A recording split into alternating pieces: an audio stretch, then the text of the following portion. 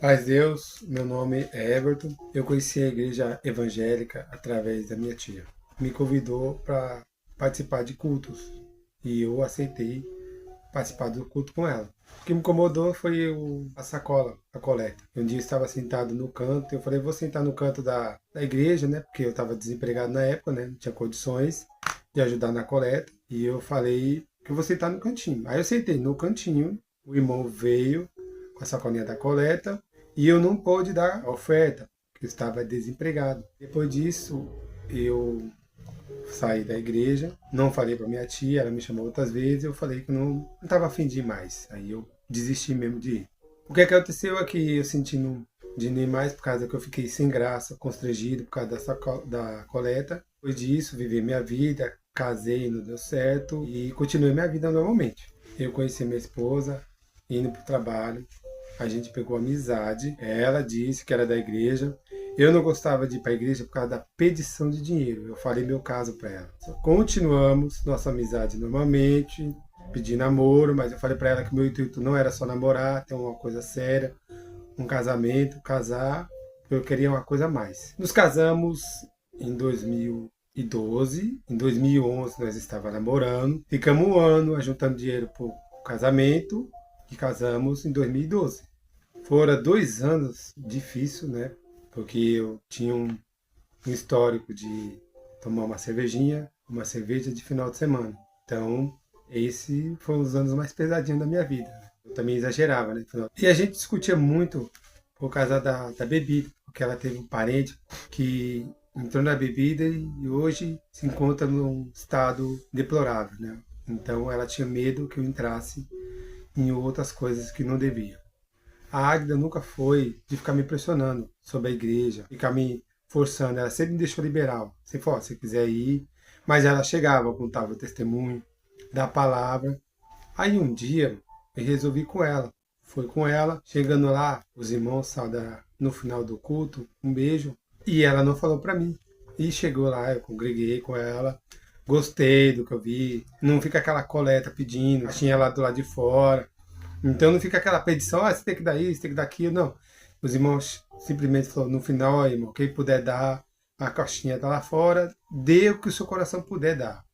Aí eu cheguei para ela em casa, falei, é assim mesmo, os irmãos saudam nós com um beijo no rosto. Ela falou, é assim mesmo, é um ato de respeito, né? Continuei congregando com ela durante 2 anos. Até que em um momento de grande tribulação, Deus veio para uns caminhos que eu não esperava. Quando eu peguei firme na igreja, ela não ia, eu chegava para ela, contava os testemunhos, as obras, aí até que eu senti que Deus estava me chamando. Estava trabalhando, peguei uma roupa, levei para o serviço, não falei nada para ela e decidi no caminho, orando, pedindo para Deus mandar uma palavra. E eu me batizei numa terça-feira, lá no culto, no Brás, às 14 horas. E contei como foi meu batismo, eles me deram um papelzinho para me dar na minha comum. Eu cheguei para ela, comentei, falei, a mãe dela ainda na época estava viva, e a gente se alegrou, chorou, e assim foi o meu batismo. Ficamos firmes até que a mãe dela faleceu, e as coisas começaram a se complicar com o tempo. E quando eu vi ela no fundo do poço, eu dei conselho para ela ler a Bíblia, porque eu vi um estudo, uma pesquisa que quando a gente lê a Bíblia, algumas porcentagens do nosso cérebro é estimulado. Então, 90% de ansiedade, depressão, atinge nosso cérebro e diminui o negócio que eles falaram da pesquisa lá, que eu não lembro o nome da pesquisa. Quando eu comecei a dar conselho para ela, eu já estava com quase 8 anos de batismo. E ela começou a fazer essas pesquisas. Tudo que ela pesquisava, ela começou a me mostrar. Tudo que ela pesquisava sobre o assunto, ela também pesquisou de vídeos, documentários, um filme também que ela falou do Lutero. E eu comecei a questionar, né? Não, mas nós não pode questionar os irmãos da igreja porque eles têm a palavra, né? E eu ficava meio com o pé atrás. Como fugir às igrejas, até mostrou um vídeo de um rabino, que ele falou, sai dela, povo meu, explicando da onde vem a origem das igrejas. Eu falei, será que isso é verdade? Ainda fiquei na dúvida. Questionei muito ela. Eu era novo, praticamente quase 8 anos, não queria largar assim. E nesses vídeos, a gente foi descobrindo as verdades. Essa pesquisa que a gente começou a fazer, a gente comparava com a Bíblia e dava certinho na Bíblia. Conforme a Bíblia falava, as pesquisas não mentiam. alguns vídeos que os críticos mostraram provando, e eu defendia muito a congregação cristã. E não vou falar não, mas defendi muito. Tinha dois irmãos de igreja diferentes, a gente discutia muito. Eu sempre defendi a congregação, mas quando ela mostrou esses vídeos dos críticos, e eu fiquei de novo com aquela pulga atrás da orelha. Ixi. Aí teve um vídeo dos críticos que a igreja falava que fazia, mas não era, mas os críticos mostravam e era verdade. Um tempo fui me decepcionando com a igreja, né? E ao mesmo tempo eu ouvindo os ensinamentos dos judeus messiânicos e eu comparava com as escrituras, porque eu já cheguei a ler a Bíblia, não tinha aquele conhecimento e também não tenho tanto esse conhecimento. Hoje eu consigo ter um pouco mais de clareza, porque eu leio, pesquiso, olho se está certo na Bíblia, pergunto para ela, e aí, você viu essa passagem assim, esse assado? Aí a gente vai atrás de judeu messiânico através dessas respostas, se está igual, e bate conforme está na Bíblia. É aí que eu entendi que a gente estava servindo a Deus de forma errada. Eu já não conseguia mais acompanhar os cultos da congregação. Porque vinham as palavras, os irmãos, por exemplo, o irmão falou de Daniel. E na palavra de Daniel, ele já colocava depois no meio ali a escada de Jacó, ele colocava outros versículos que não batiam. Eu falei, meu, se é para ler um livro, vamos falar só daquele assunto. E eu vi que as informações não batiam, porque ele colocava muitos versículos no meio. Aí entrava as profecias no meio, que eu tenho um caderno que eu marcava que só vinha bênçãos e bênçãos. Todo culto que eu ia, eu marcava os versículos. E muitas das palavras vinha falando, eu vou fazer, eu vou te dar, eu vou trazer. Foi me esfriando. Comecei a ler a Bíblia, do começo de novo. E chegou uma parte e eu estava lendo de Gideão. E Gideão, ele pediu um sinal para Deus, para ganhar, se ele ia ganhar a guerra com os medianitas. Eu falei, já que a palavra lá na igreja é revelada, também vou fazer o mesmo.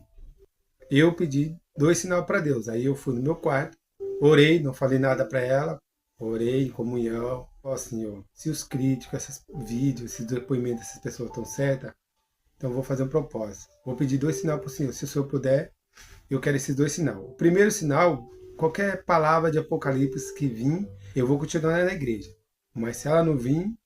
Aí eu fui para a igreja, nesse dia eu falei para ela, como ela estava em casa, eu fui sozinho. A palavra não veio. Aí eu vim para casa, contei para ela, falei, a palavra não veio. Aí depois passou, mas algumas vezes busquei, e de novo o voto. A promessa lá, Senhor, se você me mandar um versículo de Romanos, eu continuo na igreja. Mas se o Senhor não falar nada hoje, eu desisto de vez. E mais uma vez, eu fui no meu quarto, orei, pedi, falei para ela novamente, eu estou indo para a igreja de novo, e esse é meu último sinal. Se ele não vir, eu literalmente vou desistir da igreja, só o que Deus mandar eu fazer, eu vou fazer. E mais uma vez, eu fui para a igreja, não veio aquela palavra que eu estava querendo. E aí eu fiquei triste. Eu fiquei triste ali no momento, falei, então já que a palavra não veio, vou sair por conta de ninguém. Eu saí por conta própria, decidi praticar e ler as escrituras. E eu decidi que se já que a palavra não foi revelada lá, eu vou continuar as escrituras. Ninguém me falou nada. Eu decidi por conta própria seguir as escrituras. O que está lá, eu vou fazer. Foi através de crítico, não foi através de ninguém. Nem ela me orientou a sair, entendeu? E eu tomei minha decisão. As mesmas coisas que ela pesquisou, eu também pesquisei. E eu vi que estava errado. E ela ainda perguntou, tem certeza? Você quer desistir mesmo? Eu falei, tenho. Não foi fácil, nem para mim e nem foi fácil para ela. Então eu não vim aqui falar mal da igreja, não vim falar de mal de ninguém. Vim falar o meu relato, o que eu decidi sair. E essa é a minha história. Hoje em dia eu sigo as escrituras e os ensinamentos de judeus messiânicos. Então vocês têm oportunidade para ver o outro lado da história também. Como eu também tive essa oportunidade de ouvir o outro lado. Tá? Porque a gente precisamos ter, antes de tirar nossas conclusões, pensar no próximo também. E esse é o meu relato porque eu decidi sair da igreja. Hoje, sirva a Deus em casa, firme e forte, como nunca pensei que eu ia servir a Deus, né? Hoje Deus mostrou muitas coisas, fez muita obra na nossa vida e eu sou grato a Deus por tudo, por muitas coisas que Ele fez e eu vou continuar servindo a Deus o resto da minha vida. Que o nosso eterno Criador, nosso Deus, o nosso Yeshua HaMashiach, o nosso Jesus Cristo, te abençoe e te guarde